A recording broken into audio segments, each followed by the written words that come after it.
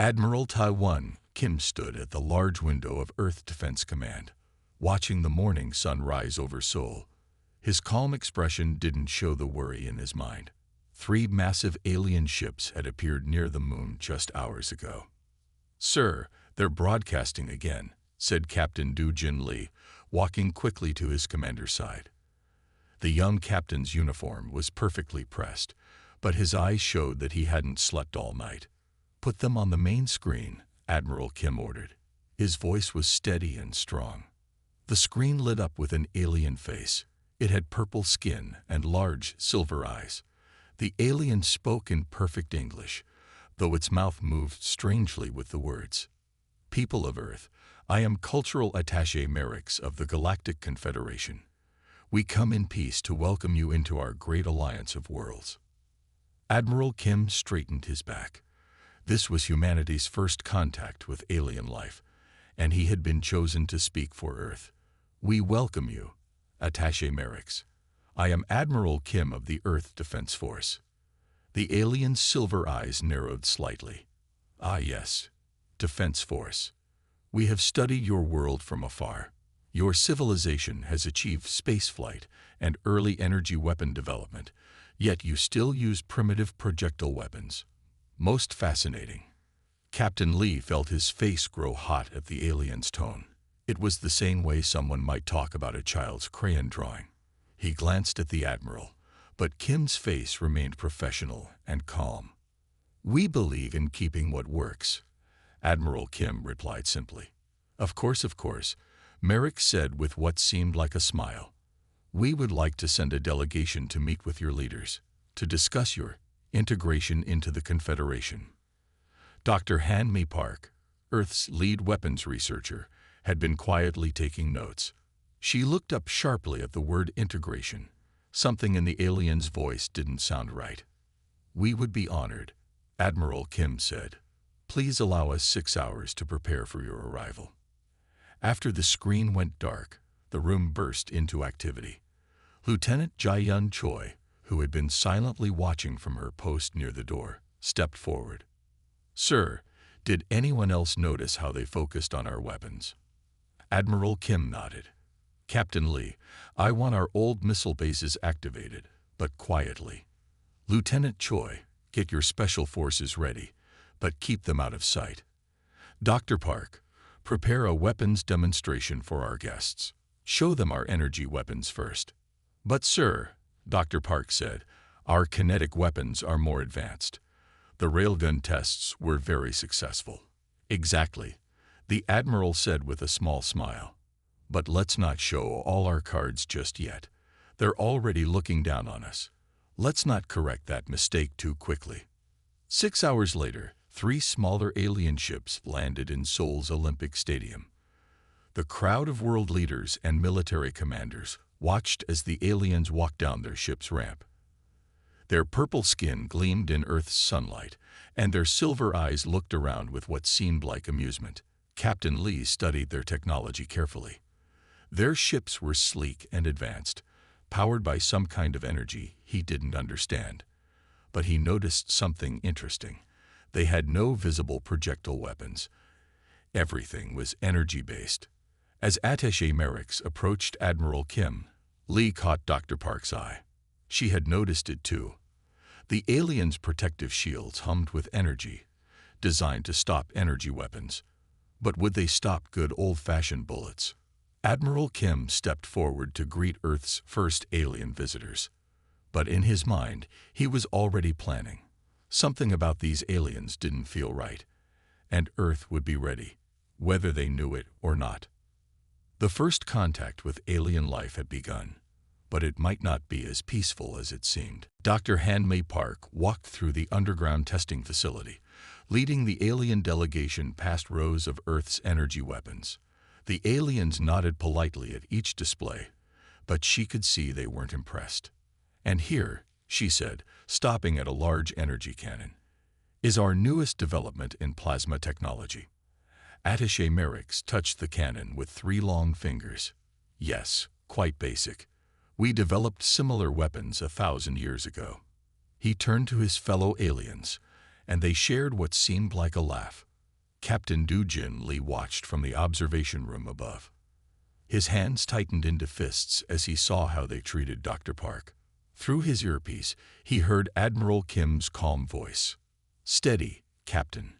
Let them underestimate us." The tour continued to the next section. Dr. Park pressed her hand against a scanner, and thick metal doors slid open. "This is our regular weapons testing area," she said carefully, using the word regular instead of primitive, as the aliens like to say. Inside, rows of missiles, railguns, and traditional firearms lined the walls. The aliens barely looked at them. One of them covered its nose, as if the mere presence of gunpowder was offensive. "You still use these?" Merrick's asked, pointing at a railgun. "How quaint. In the Confederation, we moved beyond such simple weapons ages ago." Lieutenant Jae-yun Choi, who stood guard near the door, noticed something strange. Every time they walked past a traditional weapon, the alien shields flickered slightly. She typed a quick note on her tablet, sending it to Captain Lee above. "Would you like to see a demonstration?" Dr. Park asked, keeping her voice professional.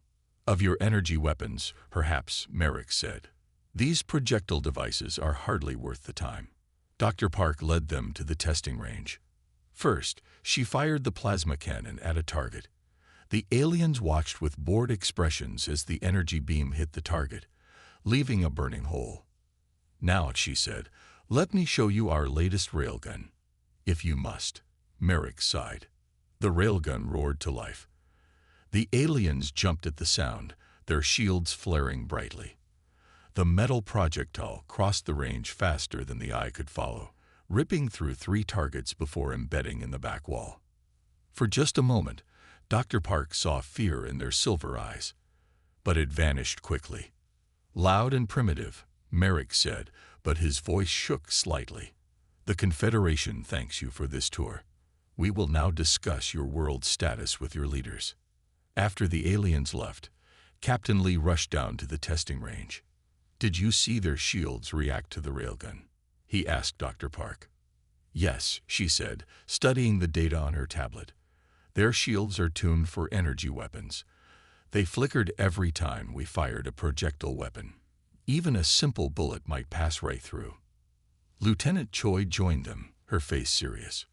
"I overheard 2 of them talking when they thought no one was near. They called us easy targets. They think we won't be able to defend ourselves." Captain Lee's communicator beeped. Admiral Kim's voice came through. "Captain, gather everyone in the command center. Our satellites just picked up a large fleet hiding behind Mars. I don't think our guests are here just for a friendly visit." Dr. Park looked at the railgun, then at her tablet. "They think we're primitive," she said quietly.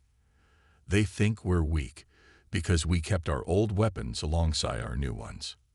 "Then they've made their first mistake," Captain Lee said, heading for the door. "And it might be their last." The aliens had shown their hand without realizing it. Now Earth would prepare for what was coming, and humanity's so-called primitive weapons might just save them all. Lieutenant Jae-yun Choi sat in the dark communications room, listening to the aliens' encrypted messages. She had been there for 6 hours straight, working with Earth's best code breakers. The aliens thought their language was too complex for humans to understand. They were wrong. "Play that last part again," she said to her team. The sound filled the room, clicks and whistles that seemed random at first. But after weeks of study, patterns had emerged. Her computer screen lit up with the decoded message. "Earth's defenses are weak. Their reliance on primitive weapons will make conquest easy. The fleet stands ready." Lieutenant Choi's hands shook as she called Admiral Kim. It was midnight, but he answered immediately. "Sir, we have proof. They're planning to attack." Across the city, Captain Dujin Lee was meeting with Dr. Park in her laboratory. Screens showed pictures of the alien ships hiding behind Mars. Dr. Park pointed to something strange about their design. "Look here," she said. "Their ships have no armor. They depend completely on their energy shields." She brought up another image. "But when we fired the railgun, Their personal shields couldn't stop physical objects well. Captain Lee nodded slowly. They forgot about basic physics. They were so busy making better energy weapons, they forgot that a simple bullet still kills. The door opened, and Admiral Kim walked in. His face was serious. Lieutenant Choi decoded their messages. They're calling us an easy target for conquest. He looked at the screens. They want Earth to join their confederation as slaves. Dr. Park pulled up more data. They gave us a choice earlier today. Either we join them peacefully, or they cut us off from galactic trade. She laughed without humor. They never meant to give us a real choice.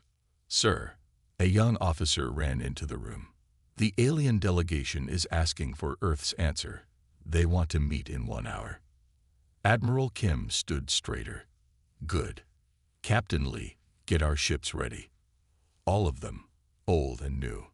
Lieutenant Choi, send the coded alert to all Earth's military bases. Dr. Park, it's time to show them what primitive weapons can do. At the meeting, Earth's leaders gathered in the grand conference room. Attaché Merrick stood at the front, his purple skin glowing under the lights. Has Earth made its decision? Merrick asked. Will you join the Confederation and accept our guidance? Admiral Kim stepped forward. We have questions first, like why you have a battle fleet hiding behind Mars. The alien's silver eyes widened for a moment. Then he laughed. You must be mistaken. Your primitive sensors. We are not mistaken, Admiral Kim cut in. We know about the fleet. We know about your plans for conquest. And we know about the weakness in your shields. For the first time, Merrick's looked afraid. You decoded our transmissions. Impossible. You're too primitive. Primitive. Lieutenant Choi stood up. We kept our old weapons because they work. We added new ones because they also work. We didn't throw away the old just because something new came along. Captain Lee moved closer to the alien. You forgot something important about humans. Attaché Merrick's. We don't only move forward. We learn from the past. We keep what works. And right now, everything we have is ready to work against you. Merrick's backed away, reaching for his communicator. But before he could use it, the room's lights turned red. Emergency sirens began to sound throughout the city. The war for Earth was about to begin. Admiral Ta-1 Kim watched from the command center as Earth's military bases came to life around the world. Old missile silos opened for the first time in years. Ships that had been hiding underwater rose to the surface. Aircraft that the aliens had never seen took to the skies. All bases report ready, Captain Du Jin Lee said, looking up from his screens. The aliens still think we only have a small defense force. They can't see our hidden bases. Dr. Hanmei Park rushed into the room, holding new test results. The combination works, she said, trying to catch her breath. We can fire energy weapons to make them strengthen their shields, then hit them with physical weapons when they're not expecting it. Admiral Kim nodded. Show me. Dr. Park played a video on the main screen. It showed a test using a captured alien shield generator. First, they hit it with an energy blast. The shield glowed brightly, becoming stronger against energy attacks. But then, a simple steel bullet went right through it, as if the shield wasn't even there. Their shields actually become weaker against physical objects when they're defending against energy, Dr. Park explained. They never thought anyone would use both types of weapons together. Lieutenant Jae-Yun Choi entered the room next. She had been training Special Forces teams all night. The soldiers are ready, she reported. We've equipped them with both energy and traditional weapons. They know how to switch between them quickly. Outside the command center, Earth was preparing for war, but in a way the aliens couldn't see. Regular life continued on the surface. People went to work. Children went to school. But underground and underwater, humanity was getting ready. What about the civilian shelters? Admiral Kim asked. Ready, Captain Lee answered. We can move people underground within 30 minutes. The aliens don't know about our old Cold War bunkers. They're too busy looking for energy shields. Dr. Park worked with her team to modify Earth's weapons. They added special computers to the old missile systems, making them harder to detect. They put new targeting systems on old guns. Everything old became new again, but in a way the aliens wouldn't expect. Lieutenant Choi trained her teams to fight in a new way. First energy weapons, she told them, then traditional weapons. The aliens won't know what hit them. They think we're primitive. Let's show them why Earth never forgot how to fight the old way. Admiral Kim received reports from around the world. Russia's old tanks were ready, hidden under special covers that blocked alien scans. America's missile submarines were in position. China's underground bases were prepared. Every nation on Earth worked together, sharing their weapons and knowledge. "Sir," Captain Lee said, looking at his screen, "the alien fleet is moving. They're coming out from behind Mars." Admiral Kim stood up straight. "How many ships?" 500, sir. All big ones." "And how many do they think we have?" "They only know about our 50 defense ships in orbit. They can't see the rest." Admiral Kim smiled slightly. Under the oceans, in underground bases, and hidden in mountains, Earth had 5,000 ships ready. Old ships made new. New ships made better, and every ship had both energy and physical weapons. "Send the code word to all bases," Admiral Kim ordered. "Tell them to stay hidden until my signal. Let the aliens think they've surprised us." Earth was ready. The aliens would learn too late why humans kept their old weapons. The galaxy was about to learn why you should never underestimate Earth. The alien fleet appeared above Earth like a storm of metal. 500 massive ships blocked out the stars. Their energy weapons powered up, creating beautiful but deadly lights in the sky. They expected an easy victory. They were wrong. Admiral Kim stood calmly in Earth's main command center. "Let them fire first," he said into his communicator. "Let them think they have us beaten." The alien ships opened fire. Their energy beams lit up Earth's sky like new suns. Through the command center's windows, Captain Lee watched the beautiful but terrible sight. The aliens were targeting Earth's 50 visible defense ships, just as planned. "Now," Admiral Kim ordered. Deep under the oceans, missile submarines launched their weapons. Inside mountains, hidden bases opened. From underground bunkers, Earth's real fleet took to the sky. 5,000 ships rose to meet the enemy. But these ships were different from anything the aliens had seen before. Lieutenant Choi's voice came through the command system. "Special Forces teams are in position." Her soldiers had used the confusion to slit between the alien ships in small, quiet vessels that the alien sensors couldn't detect. The aliens tried to respond, but they were confused. Their sensors, built to detect energy weapons, couldn't understand what was happening. Old-style rockets and missiles flew past their shields. Simple metal shells tore through their ships. Their shields, made strong against energy weapons, did nothing to stop physical attacks. "This is impossible," came the alien commander's voice through Earth's communication system. "You're primitives. Your weapons are obsolete." "No," Admiral Kim replied calmly. "We're human. We don't throw away what works." Dr. Park watched from her laboratory as her weapons combination worked perfectly. Earth's ships fired energy weapons first, making the alien shields grow stronger against energy attacks. But this made the shields weaker against physical weapons. Then Earth's ships fired old-style weapons, which went straight through the confused shields. Lieutenant Choi's Special Forces teams moved through the alien fleet like ghosts. They used simple explosives to destroy alien ship engines. They fired old-style guns at surprised alien crews. The aliens, who had forgotten how to fight against anything but energy weapons, didn't know how to defend themselves. An alien ship exploded near the moon, its crew never seeing the simple missile that hit it.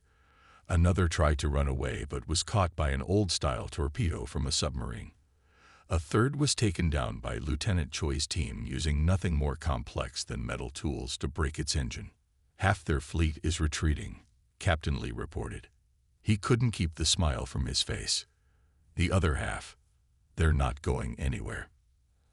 Admiral Kim watched as the alien ships tried to flee.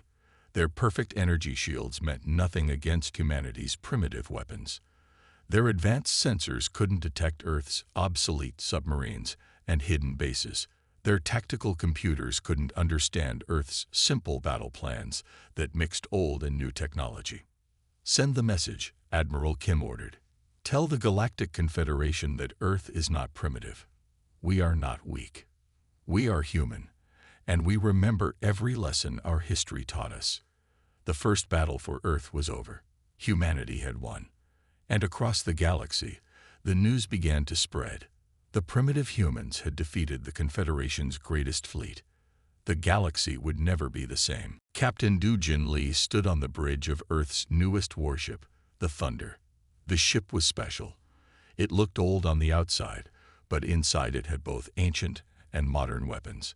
Through the front window, he could see the stars and the alien space station they were approaching. "They still haven't spotted us," Lieutenant Jae-yun Choi reported from her station. Her Special Forces team had modified the ships outside to look like space junk. The alien sensors, searching only for energy signatures, couldn't see them. Dr. Han-Mei Park's voice came through the ship's speakers. "Remember, the new combination attack works even better now. Energy pulse first to overload their shields, then physical weapons while they're confused." The Thunder led a fleet of 300 Earth ships toward the alien station. Each ship looked like it was made from old parts, but they all carried humanity's newest secret weapon. A device that could send out powerful energy waves and then quickly switch to firing physical weapons. "The aliens are finally seeing us," Lieutenant Choi said. "They're powering up their shields." Captain Lee smiled. "Perfect. All ships, begin attack plan Earth." The Thunder fired its energy pulse first. The alien station's shields lit up bright blue, growing stronger against energy attacks. But that's exactly what Earth wanted. The aliens had still not learned their lesson about preparing for physical weapons. "Second wave, now," Captain Lee ordered. Old-style missiles, simple metal shells, and traditional torpedoes flew through space. The alien shields, busy defending against energy attacks, couldn't stop these physical objects. The station's outer defenses began to break apart. Admiral Kim watched the battle from Earth through a special video link. "They still think technology only moves forward," he said to his staff. "They don't understand that sometimes the old ways are still the best ways." On the station, alien defenders rushed to their positions. They expected Earth's soldiers to attack with energy rifles. Instead, Lieutenant Choi's teams used simple steel tools to break through doors. They carried old-style guns that the alien shields couldn't stop. Some even had basic metal swords, which worked perfectly against enemies who had forgotten how to defend against blade weapons. "The station is ours," Lieutenant Choi reported after an hour of fighting. "We found their main computer. Dr. Park, you need to see this." Dr. Park worked with her team to decode the alien files. What they found was surprising. The Confederation had been conquering worlds for thousands of years, always using the same method, forcing civilizations to give up their old weapons and rely only on new technology. Then, when these worlds couldn't defend themselves against physical attacks, the Confederation would take over. But they made a mistake with Earth, Captain Lee said during the victory report. "They found us when we still remembered our history, when we still knew that keeping old weapons alongside new ones makes us stronger, not weaker." Admiral Kim sent the battle results to all of Earth's leaders. "The Confederation thought they could trick us into becoming weak like the other worlds they conquered. Instead, we showed them why Earth never forgot how to fight. And now we're going to free those other worlds and teach them to remember their strength too." The counterattack had worked perfectly. Now Earth would take the fight to the stars, teaching the galaxy why traditional weapons were just as important as new ones. The age of looking down on primitive weapons was over. News travels fast, even in space. Stories about Earth's victories spread across the galaxy like wildfire. Every world in the Confederation heard how the primitive humans had defeated their best fleet. More importantly, they learned how Earth had done it, by keeping their old weapons alongside their new ones. Admiral Ta-1 Kim sat in his office, reading messages from other worlds. Many of these planets had been forced by the Confederation to give up their traditional weapons years ago. Now they wanted Earth's help to remember their old ways of fighting.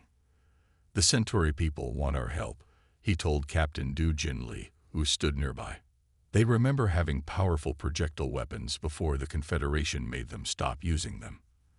They want to learn how to make them again.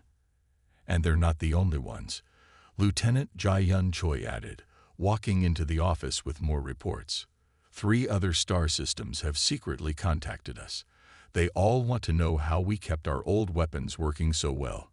Dr. Han-Mei Park arrived next, excited about her latest discovery.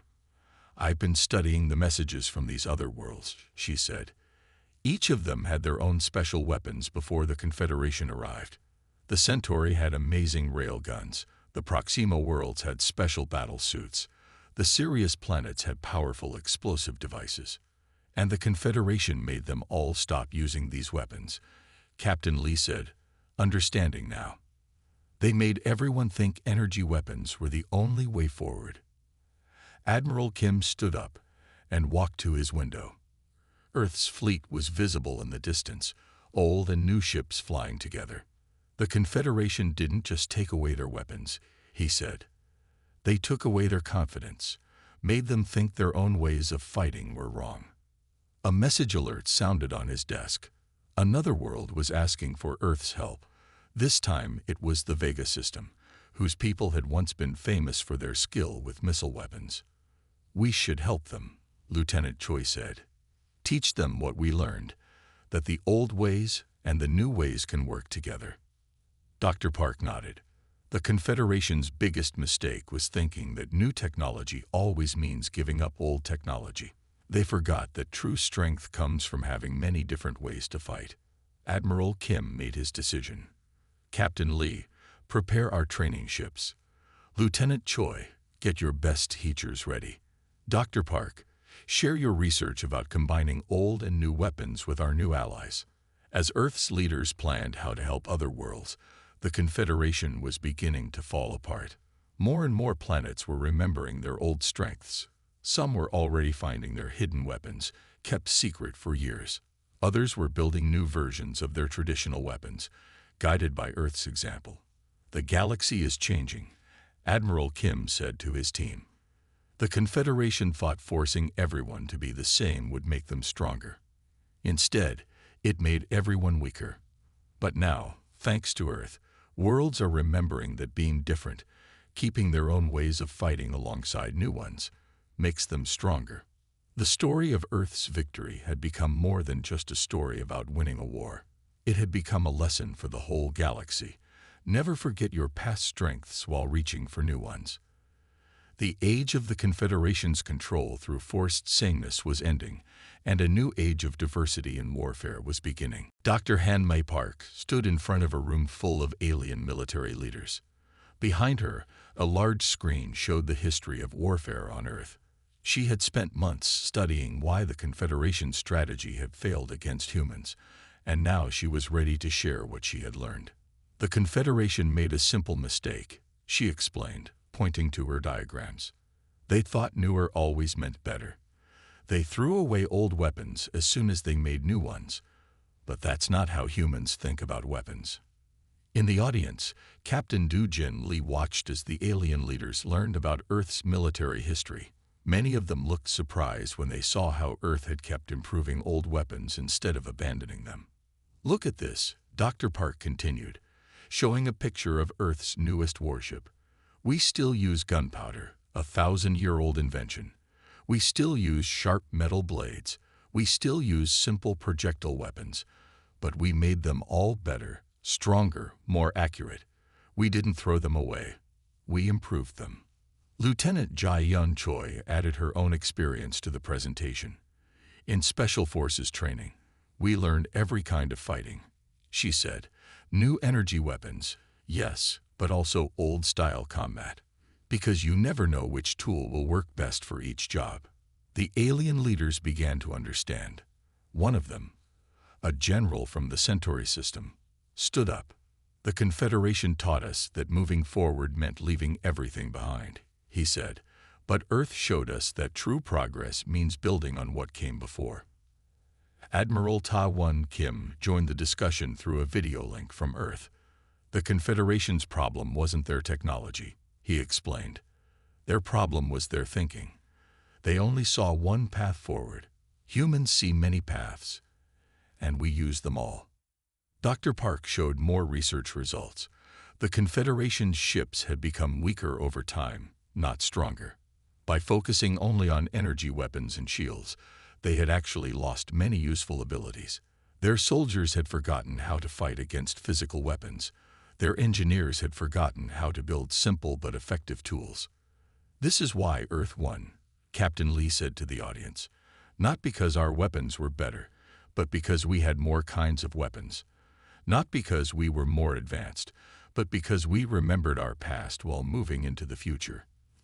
The alien leaders began sharing their own stories.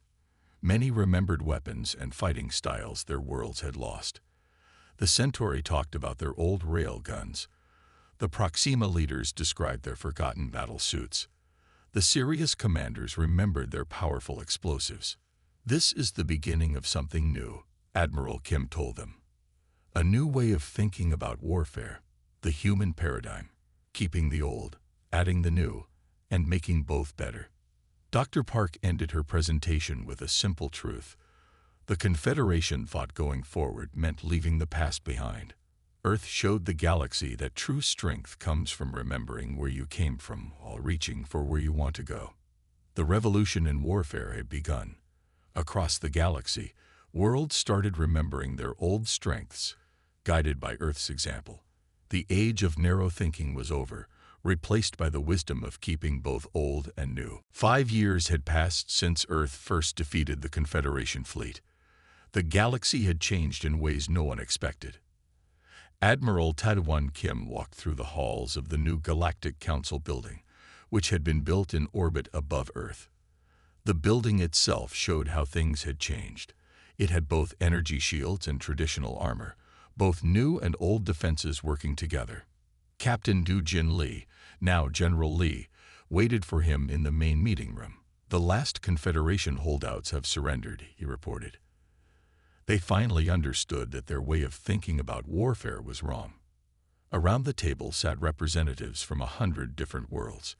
Each one had its own story about how Earth had helped them remember their strength.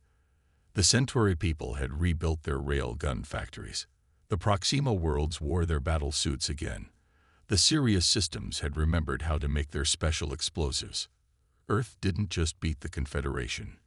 Lieutenant Jae-Yun Choi, now Colonel Choi, said to the gathering, "We showed the galaxy a better way. Every world now knows that they can keep their traditional weapons while still moving forward with new technology." Dr. Han May Park stood up to show her latest research results. "Look at how much stronger everyone has become," she said, pointing to her charts. "When worlds combine their old and new weapons, they can defend themselves better than ever before." The biggest surprise was sitting at the table too. Grand Marshal Xylix, the former leader of the Confederation. He had survived Earth's victory and learned from it. Now he helped other worlds understand their mistakes. "We thought we were making the galaxy stronger by making everyone the same," Xylix admitted to the council. "We were wrong. Earth showed us that true strength comes from variety, from keeping what works while adding new ideas." Admiral Kim looked around the room with pride. Earth ships now protected trade routes across the galaxy, teaching other worlds how to combine different types of weapons and defenses. Earth's training centers helped soldiers learn both energy weapons and traditional fighting. Earth's scientists showed others how to improve their old weapons instead of throwing them away. "The human paradigm has changed everything," General Lee said. "Now every world knows that moving forward doesn't mean forgetting your past. It means building on it, making it better." Colonel Choi's Special Forces teams had become teachers. showing other worlds how to fight in both old and new ways. Every world has something special to offer, she explained. Every civilization has weapons and tactics that work well for them. Now they know they can keep these things while still growing stronger. Dr. Park's research had spread across the galaxy. The new Galactic Council is different from the Confederation, she said. It doesn't force worlds to all be the same. It helps them be strong in their own ways. Admiral Kim stood to make his final speech to the Council. 5 years ago, they called Earth primitive because we kept our old weapons. Now the galaxy knows better. True wisdom means learning from the past while reaching for the future. True strength means keeping what works while finding new ways to make it better. The galaxy had learned its lesson. The age of the Confederation's forced sameness was over. A new age had begun, one where every world could be proud of its past while building its future. And it all started because Earth refused to forget its roots.